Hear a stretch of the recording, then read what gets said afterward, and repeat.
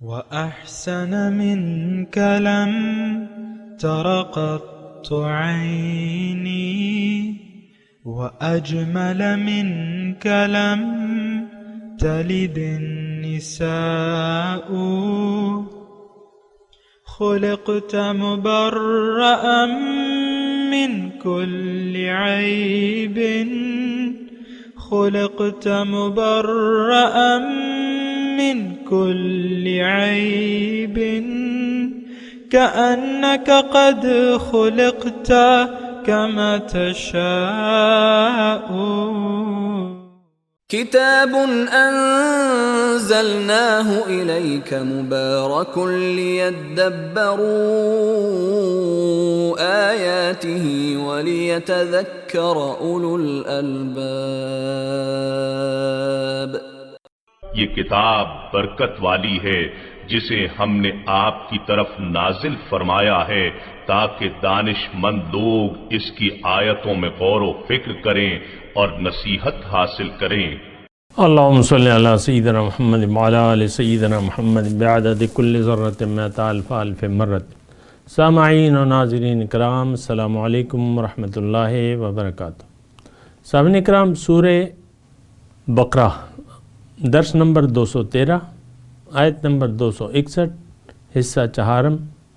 آج کا موضوع، کیا ہم نے جنت میں اپنی سیٹ پکی کر لی ہے؟ اس کے ساتھ آج کے سبق کا آغاز کرتے ہیں. سب سے پہلے گزشتہ سبق کا اعادہ ہوگا. اعوذ باللہ من الشیطان الرجیم. پناہ مانگتا ہوں میں اللہ کی شیطان مردود سے.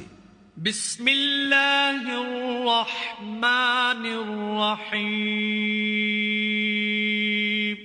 شروع اللہ کے نام سے جو بڑا مہربان نہایت رحم والا ہے. مثل الذین ينفقون اموالهم في سبيل الله كمثل حبة أنبتت 7 سنابل في كل سنبلة 100 حبة والله يضاعف لمن يشاء والله واسع عليم. جو لوگ اپنا مال خدا کی راہ میں خرچ کرتے ہیں ان کے مال کی مثال اس دانے کی سی ہے جس سے 7 بالیں اگیں اور ہر ایک بال میں 100 دانے ہوں، اور خدا جس کے مال کو چاہتا ہے زیادہ کرتا ہے. وہ بڑی کشائش والا اور سب کچھ جاننے والا ہے. سامعین کرام، سورہ بقرہ آیت نمبر 261. لفظی ترجمہ: مثل الذین ينفقون اموالهم فی سبیل اللہ، مثال ان لوگوں کی جو خرچ کرتے ہیں اپنے مال اللہ کی راہ میں. کمثل حبۃ، مثال ایک دانے کی سی ہے. انبتت 7 سنابل، جس سے اگیں 7 بالیاں. فی کل سنبلۃ 100 حبہ، ہر بالی میں 100 دانے ہیں. واللہ یضاعف لمن یشاء، اللہ تعالیٰ اضافہ کرتا ہے جسے چاہتا ہے. واللہ واسع علیم، اللہ تعالیٰ بڑی وسعت والا اور سب کچھ جاننے والا ہے. سامعین کرام، ہم حکمتیں جاننے کی کوشش کر رہے ہیں اللہ کی راہ میں خرچ کی.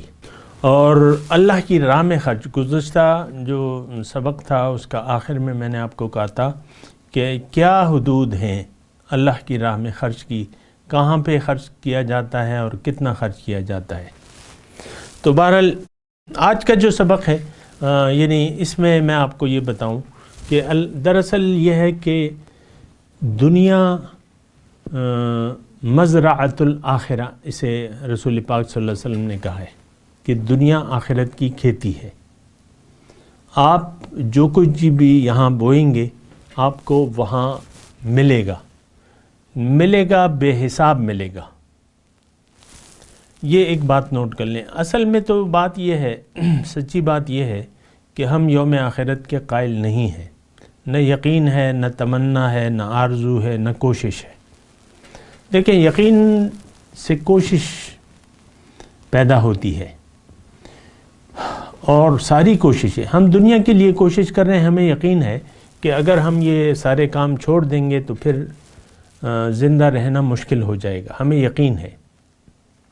ایک صاحب ہیں ان کی یعنی صبح جاتے ہیں دیہڑی پر، مثال کے طور پہ ہم سب ایسے ہیں، دیہڑی پہ جاتا ہے، یا ایک ٹیچر ہے وہ ٹیچنگ کر رہا ہے، ماہانہ 10-20 ہزار روپے اسے مل جاتے ہیں، اپنے بچوں کا واحد کفیل ہے، وہ اگر نہیں جائے گا ڈیوٹی پہ اس کو یقین ہے کہ پھر میں نوکری سے ہاتھ دھو لوں گا اور مجھے تنخواہ نہیں ملے گی۔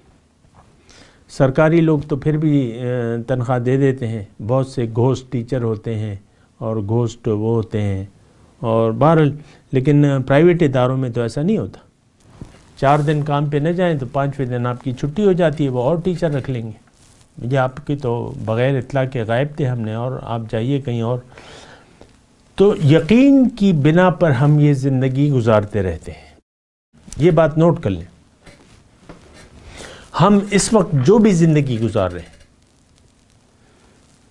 ایک تو بات یہ ہے کہ دنیا کے لیے گزار رہے ہیں، کیونکہ دنیا پر ہمارا یقین ہے، کوشش کریں گے، کام کریں گے، محنت کریں گے، یہی یقین جو ہے آپ اسی یقین کی بنا آپ اپنے بچوں کو بہتر سے بہتر تعلیم دینا پسند کرتے ہیں، اچھے سے اچھے اسکول میں، انگریزی اسکول میں اچھے سے اچھے، آپ کو یقین ہے کہ یہ اگر پڑھ لکھ لے گا تو اچھا عہدہ لے لے گا، ڈاکٹر بن جائے گا، انجینئر بن جائے گا، کماؤ پوت بن جائے گا، بس سوچ تو اتنی ہے نا، ساری دنیا ہی ہے نا۔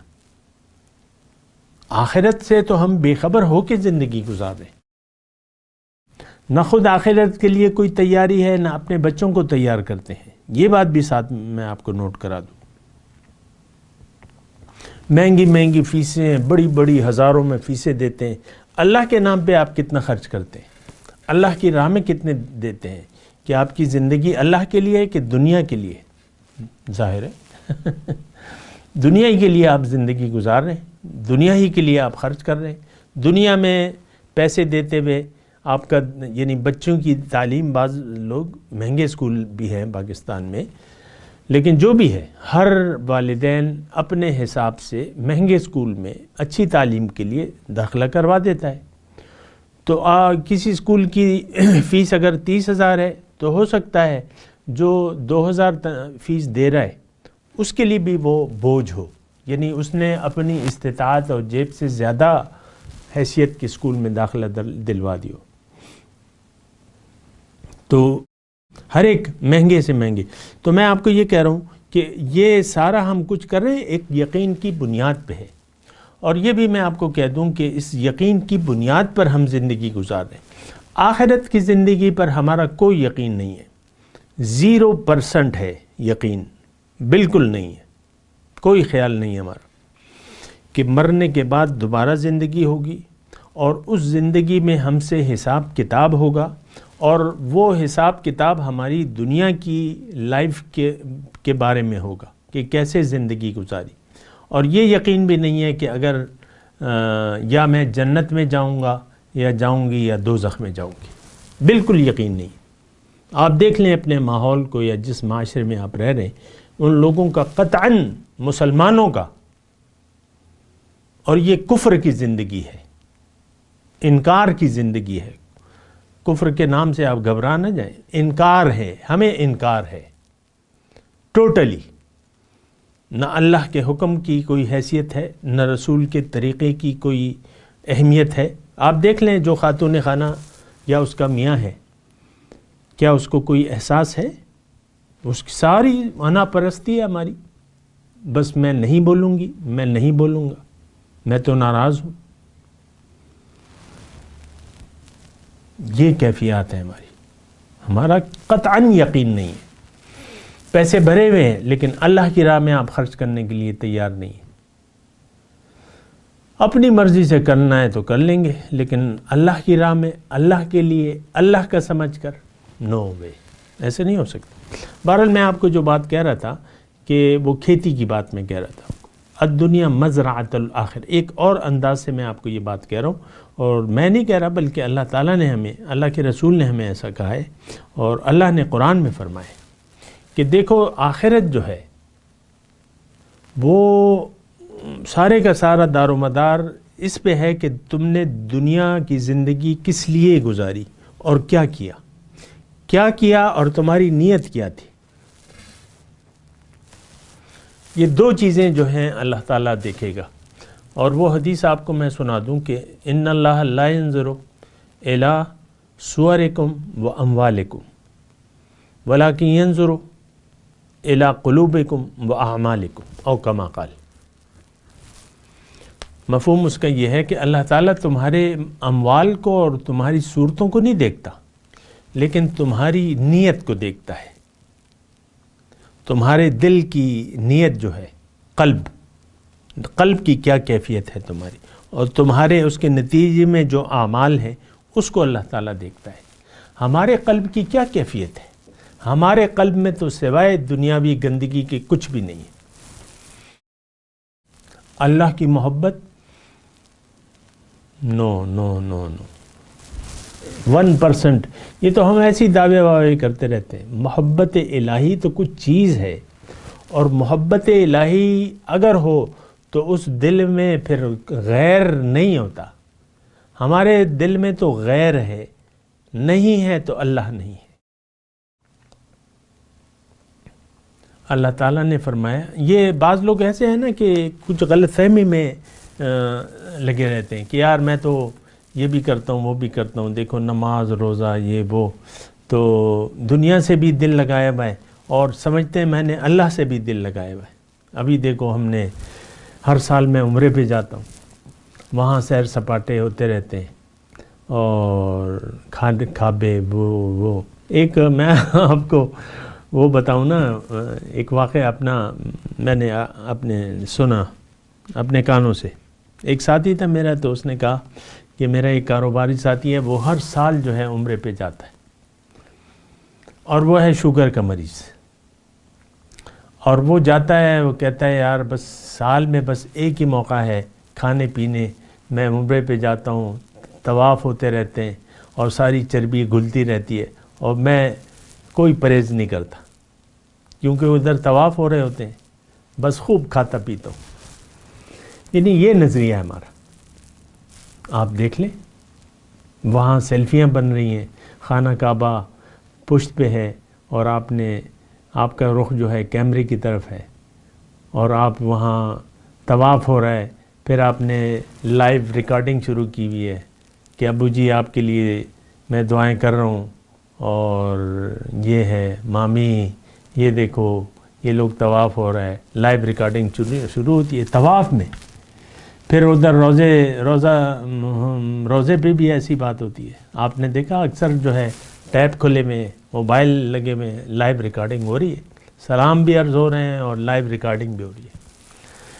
ہو بہت بری صورتحال ہے. بہرحال میں آپ کو کہہ رہا تھا کہ یہ زندگی جو ہے اس کا ایک نتیجہ ہے، اور نتیجے کا دن جو ہے وہ یوم آخرت ہے. اور یہ دنیا کمائی کی جگہ ہے، یہ بوائی کی جگہ ہے. الدنیا مزرعۃ الآخرہ. حضور صلی اللہ علیہ وسلم فرمایا ہے کہ دنیا آخرت کی کھیتی ہے. اور پھر اللہ تعالیٰ کیا فرماتا ہے؟ ما تقدموا لانفسکم من خیر تجدوہ عند اللہ. جو بھی تم اپنے لیے خیر بھجواؤ گے وہ وہاں پالو گے. تو دیکھیں، ایک تو یہ ہمارا بات یہ ہے کہ اگر میں شروع سے بات کروں، ہمارا دل تو دنیا کی محبت سے آباد ہے اور اللہ کی محبت سے خالی ہے. ایک بات تو یہ نوٹ کر لیں، یہ ہماری بیماری ہے بہت، اور یہ آپ کی نہیں ہے. یہ جب انسان پیدا ہوتا ہے ایسے ہی ہے. اس کا دل تو نفس امارہ ہوتا ہے. اب یہ اس کو یعنی نفس کی پاکی کا تو یہ عمل نہیں کرتا. والذین ہم للزکاۃ فاعلون، 18ویں پارے سورہ مومنون کی جو وہ ہے آیت کہ 18ویں پارے کے آغاز میں اللہ تعالیٰ نے کہا ہے کہ یہ ایسے لوگ ہیں، مومنوں کی صفت، کہ یہ پاکی کا تزکیہ کرتے ہیں، اس کے لیے کوشش کرتے ہیں کہ میرا نفس پاک ہو جائے. اور یہ تزکیہ نفس کا جو بات ہے جو میں آپ سے کر رہا ہوں، یہ تو ہماری بحث سے خارج از بحث ہے یہ بات کہ تزکیہ نفس بھی کوئی چیز ہے. عام طور پہ دیکھ لیں، کتابوں میں ہوگا لیکن ہمارے معمولات زندگی میں تو ایسی ڈسکشن ہوتی نہیں ہے، جبکہ یہ تو ایک انتہائی اہم کام ہے جو ہم نے کرنا ہے۔ آپ کو کسی رہبر اور رہنما کی نگرانی میں اپنے تزکیے کے لیے محنت کرنی ہے۔ پیغمبر کی ذات جو ہے، اس کی جو 4 صفات ہیں اللہ تعالیٰ نے جو بیان کی ہیں، اس میں سے ایک یہ ہے وہ یزکیہم، کہ وہ ان کا تزکیہ فرماتے ہیں۔ خذ من اموالہم صدقۃ تطہرہم بہا وتزکیہم وصلی علیہم ان صلاتک سکن لہم۔ آپ ان سے صدقات لیجئے، ان کے اموال سے۔ خذ من اموالہم صدقۃ، اس کے ذریعے ان کی پاکی کیجئے، ان کو صاف کیجئے اور ان کا تزکیہ کیجئے۔ تطہرہم بہا وتزکیہم، ان کا تزکیہ کرے صدقات کی وصولی سے، اور ان کے لیے دعا کیجئے، بے شک آپ کی دعا ان کے لیے تسکین قلب کا باعث ہے۔ سبحان اللہ، یہ مومنوں کا حال ہے، میرا آپ کا نہیں ہے، خوش نہ ہو زیادہ۔ تو دنیا آخرت کی کھیتی ہے، اور میں آپ کو یہ کہہ رہا تھا کہ ہماری ذہنیت ایسی بن گئی ہے کہ ہم اپنے نیک اعمال کا اجر یہیں پہ چاہتے ہیں۔ میں نے تو مسجد کو 10,000 روپے دیے اور مجھے تو کچھ 5 سال گزر گئے، وہ 10,000 کی بجائے اب مجھے ملنے تھے کم از کم 1 لاکھ روپے، ابھی تک تو وہ ملے نہیں، کیونکہ کم از کم تو 10% ہے نا، یہاں تو 700% ہے نا، جو ہم آیت پڑھ رہے ہیں، آیت نمبر 261 میں 700% ہے، اور پھر اللہ تعالیٰ فرماتا ہے کہ اس سے بھی زیادہ میں دیتا ہوں، میرے پاس تو کوئی ذرائع کی کمی نہیں ہے، واللہ واسع علیم۔ لیکن ہمارا یہ ایک ذہن میں ذہنیت، اصل میں ہماری وہ دنیا دارانہ سوچ ہے نا، کہ ہم نے خرچ کیا اور ہمیں اب ملنا چاہیے، میں تو خرچ کرتا ہوں، یتیموں کا خیال، مجھے تو کچھ نہیں اجر ملا۔ یہ ایک سوچ ہے ہماری، تو یہ سوچ اصل میں غلطی پر مبنی ہے۔ دنیا دارالعمل ہے، یہ بات نوٹ کر لیں، مجھے بھی نوٹ کرنی چاہیے، آپ بھی نوٹ کر لیں، دنیا عمل کی جگہ ہے، یہ ایک امتحان ہے، ایک امتحان ہے، اور اجر کی جگہ جو ہے وہ بہتر ہے، وَلَأَجْرُ الْآخِرَةِ خیر، اللہ تعالیٰ فرما رہا ہے آخرت کا اجر جو ہے وہ بہتر ہے۔ یہاں جو ہے بسا اوقات انسان دعائیں کرتے رہتا ہے، اور دعا جو ہے جو وہ چاہتا ہے، ظاہر ہے کہ اللہ تعالیٰ کو معلوم ہے کہ اس کے لیے کیا بہتر ہے، اس کو تو معلوم نہیں ہے، یہ جو چیز اس کے لیے بہتر نہیں ہوتی اس کے لیے دعائیں مانگتا رہتا ہے۔ مثال کے طور پہ دولت کی، عام طور پہ فراخی رزق کی ہم دعائیں مانگتے رہتے ہیں۔ فراخی رزق تو ایک قسم کا عذاب ہے، یا دولت کا وسیع ہو جانا اور آپ پہ دولت کی بارش ہو جانا، یہ تو بڑی خطرناک بات ہے۔ ان الانسان لیطغی ان رآہ استغنی، بے شک انسان باغی ہو جاتا ہے جب یہ اپنے تئیں اپنے آپ کو بے نیاز سمجھتا ہے۔ لیکن وہ جو حدیث میں آپ کو سنا رہا تھا کہ انسان بعض وقت دعائیں کرتا رہتا ہے، دعا تو ہر دعا قبول ہوتی ہے، اس کی میں تفصیل میں نہیں جا رہا، اور بعض دعائیں بظاہر قبول نہیں ہوتی کیونکہ وہ انسان کے لیے اچھی نہیں ہوتی، انسان اچھا سمجھتا ہے، لیکن یہ ہے کہ یہ تو قرآن کی آیت ہے کہ عسیٰ ان تکرہوا شیئا وہو خیر لکم وعسیٰ ان تحبوا شیئا وہو شر لکم، بہت دفعہ تم ایک بات کو اچھا سمجھو اور وہ تمہارے لیے شر ہو، اس میں تمہارے لیے شر ہو، اور بہت دفعہ تم ایک بات کو ناگوار سمجھو، اس میں وَيَجْعَلَ اللَّهُ فِيهِ خَيْرًا كَثِيرًا، اس میں اللہ تعالیٰ نے تمہارے لیے بہت بہتری، وَاللَّهُ يَعْلَمُ وَأَنْتُمْ لَا تَعْلَمُونَ، اللہ جانتا ہے تم نہیں جانتے۔ تو بہرحال میں وہ حدیث کی طرف آپ کو توجہ دلا رہا تھا کہ ایسا انسان، ایسا مومن جس کی بعض دعائیں نامقبول ہو گئیں، یا یعنی وہ نامقبول تو نہیں ہوتی خیر کوئی بھی دعا، لیکن وہ دعا نہیں، اس کا الگ تفصیل ہے، لیکن جب وہ جنت میں پہنچے گا تو وہ اس کو ایسی ایسے نعمتیں ملیں گی، اور اس کو کہا جائے گا یہ تم نے دعا مانگی تھی، وہ اس وقت قبول نہیں ہوئی، آج اس کا یہ اجر ہے، اتنے اچھے اجر ملیں گے، وہ یہ کہے گا کہ کاش میری کوئی دعا قبول ہی نہ ہوتی دنیا میں۔ تو اس طریقے سے یہ میں آپ کو کہہ رہا تھا کہ دنیا جو ہے وہ آخرت کی کھیتی ہے، یہاں بوائی ہے، یہاں عمل کرنا ہے، یہ دارالعمل ہے، دارالامتحان ہے، یہاں اپنے امتحان دینا ہے۔ یہ ایک بات کی طرف میں آپ کی توجہ دلا رہا ہوں، دیکھیں یہ بات ذہن میں رکھیں کہ دنیا جو ہے وہ عمل کی جگہ ہے، اور خرچ کی جگہ، وہ نتیجے کی جگہ وہ یوم جزا ہے۔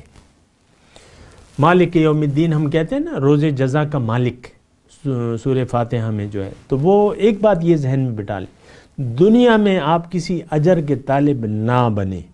ہاں اتنا ضرور ہے کہ اللہ تعالیٰ نے جو لوگ اللہ کے بندے ہوتے ہیں اور اللہ تعالیٰ سے اپنی بندگی کا وعدہ پورا کرتے ہیں اور وہ مومن ہوتے ہیں، جو نیکوکار ہوتے ہیں، ان کی اس دنیا میں ان کی روش کے اچھے اثرات ان کو ملنے شروع ہو جاتے ہیں۔ جو ٹائم، اب ظاہر ہے کہ مومن کا سارا وقت تو یاد الہی میں گزرتا ہے اور اللہ کی یاد ہی سے دلوں کو چین بڑھتا ہے۔ ٹھیک ہے آپ کے پاس پیسے نہیں ہیں، دل تو خوش ہے، آپ کا دل تو مطمئن ہے، آپ کی بدحالیاں اللہ تعالیٰ آپ سے دور کر دے گا۔ وَيُكَفِّرْ عَنْكُمْ سَيِّئَاتِكُمْ، اللہ تعالیٰ نے وعدہ کیا ہے لِلَّذِينَ أَحْسَنُوا فِي هَذِهِ الدُّنْيَا حَسَنَةً، اس دنیا میں بھی تمہارے لیے بھلائی ہے۔ وَيُؤْتِ كُلَّ ذِي فَضْلٍ فَضْلًا، ہر صاحب فضیلت کو اس کی فضیلت کی معراج تک میں پہنچا دوں گا۔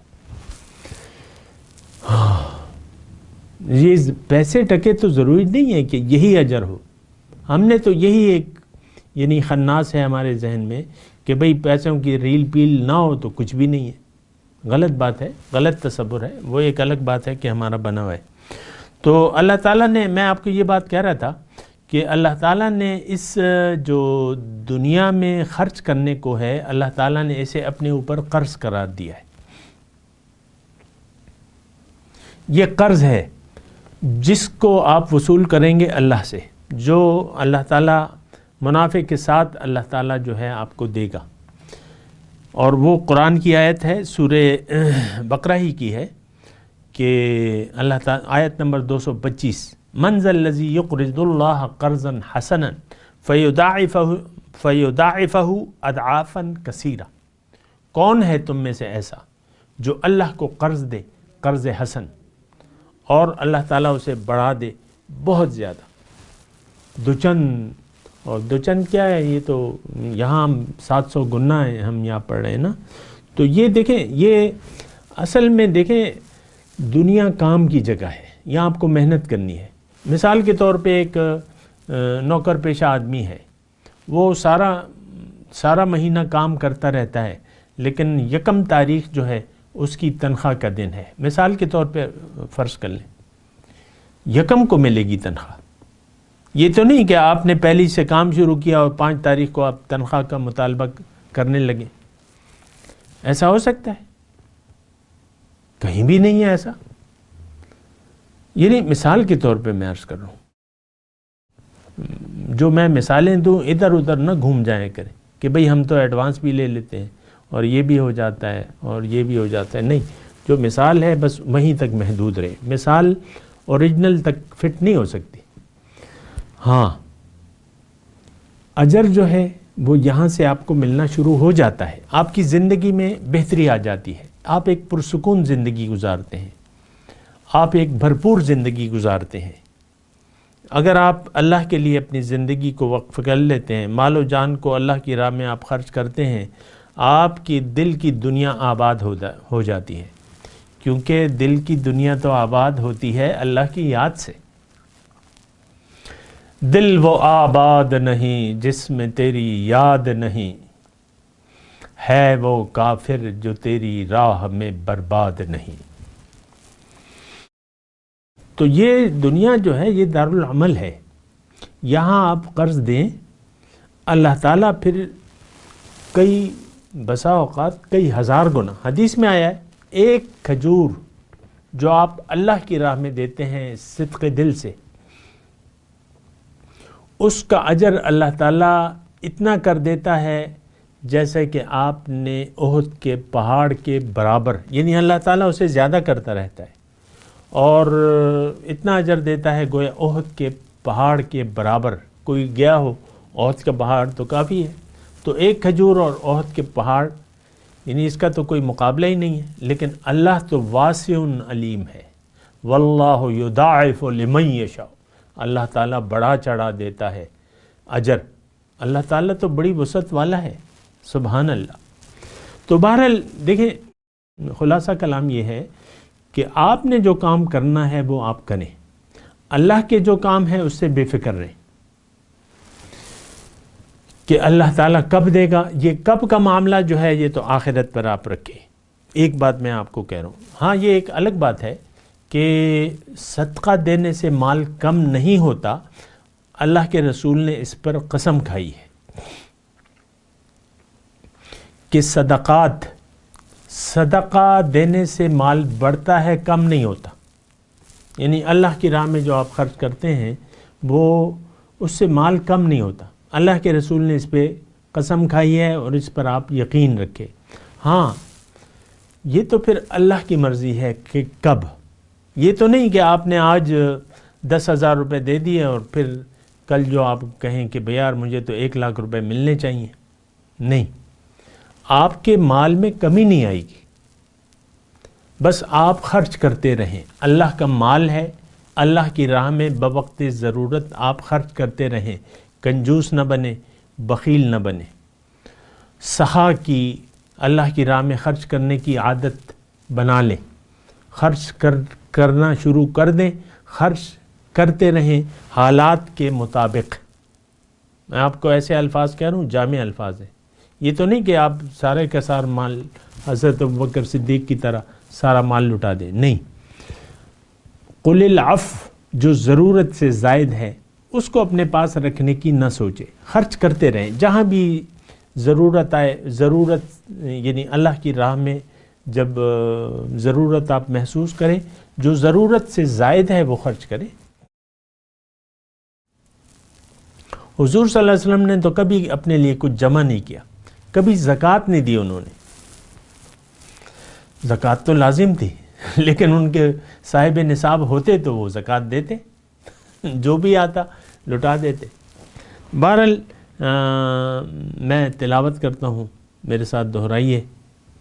اعوذ باللہ من الشیطان الرجیم، بسم اللہ الرحمن الرحیم۔ مثل الذین ينفقون اموالهم فی سبیل اللہ کمثل حبۃ انبتت 7 سنابل فی کل سنبلۃ 100 حبۃ واللہ یضاعف لمن یشاء واللہ واسع علیم۔ اب ان آیت کی تلاوت اور ترجمہ۔ اعوذ باللہ من الشیطان الرجیم، پناہ مانگتا ہوں میں اللہ کی شیطان مردود سے۔ بسم اللہ الرحمن الرحیم، شروع اللہ کے نام سے جو بڑا مہربان نہایت رحم والا ہے۔ مثل الذین ينفقون اموالهم في سبيل الله كمثل حبة انبتت 7 سنابل في كل سنبلة 100 حبة والله يضاعف لمن يشاء والله واسع عليم۔ جو لوگ اپنا مال خدا کی راہ میں خرچ کرتے ہیں ان کے مال کی مثال اس دانے کی سی ہے جس سے 7 بالیں اگیں اور ہر ایک بال میں 100 دانے ہوں، اور خدا جس کے مال کو چاہتا ہے زیادہ کرتا ہے، وہ بڑی کشائش والا اور سب کچھ جاننے والا ہے۔ اس کے ساتھ ہی سامعین کرام آج کے درس کا وقت اختتام کو پہنچا، انشاءاللہ اگلے درس میں ملاقات ہوگی۔ وآخر دعوانا ان الحمدللہ رب العالمین، والسلام علیکم ورحمۃ اللہ وبرکاتہ۔ مولاي صل وسلم دائما أبدا على حبيبك خير الخلق كلهم.